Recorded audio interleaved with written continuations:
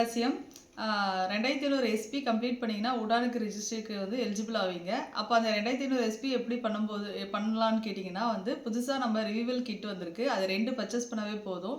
இல்லைனா நீங்கள் இப்போ நிறைய பேருக்கு பிரச்சனை இருக்குது. ஏர் சீரம் ஃபோக்கஸ் பண்ணலாம், ஏர் சீரம் பண்ணலாம், இல்லை ரிவியூவல் கிட் பண்ணலாம், இல்லை நம்ம சானிட்டரி பேடை ஃபோக்கஸ் பண்ணலாம், வேம்னி ஐட்டம் ரெகுலர் யூஸாக இருந்தால் வேம்னி ஐட்டத்தை நம்ம ஃபோக்கஸ் பண்ணலாம். அந்த மாதிரி உங்களுக்கு என்ன மூவ் ஆகுதோ, காஸ்மெட்டிக்ஸோ இன்னர் வேரோ நிறைய கேட்டகரிஸ் இருக்குது கீசோலில். அதில் நீங்கள் வெறும் 2700 எஸ்பி பண்ணும்போது உடானுக்கு ரிஜிஸ்டர் ஆவீங்க.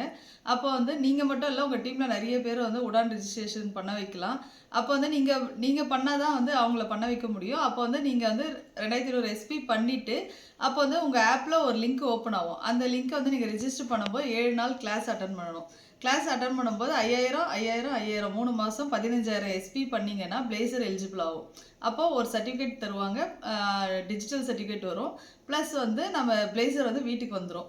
நீங்கள் இல்லை நான் நெஜ்ரா பண்ண போகிறேன் அப்படின்னு சொன்னீங்கன்னா நெஜ்ராக்கு 15 ஐடி பி லைனில் போடணும். ப்ரொஃபஸர் நேம் உங்கள் நேம் இருக்கணும்.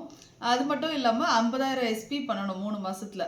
அப்போ நீங்கள் ஒரே மாதம் 15000 உடானுக்கு அடிக்கும்போது அடுத்த மாதம் 15000, அடுத்த மாதம் 20000 பண்ணும்போது நெஜ்ராக்கு எலிஜிபிள் ஆவீங்க. ஏன் நான் நெஜ்ரா பண்ணணும் அப்படின்னீங்கன்னா, நெஜ்ரா பண்ணும்போது நம்மளுக்கு 15 ஐடி போடுறோம், அவங்களே டூப்ளிகேஷன் பண்ண வைக்கிறோம். அப்போ பண்ண வைக்கும்போது நம்மளுக்கு டீமாக வளரும், நம்மளுக்கு சேல்ஸும் நல்லா கிடைக்கும்.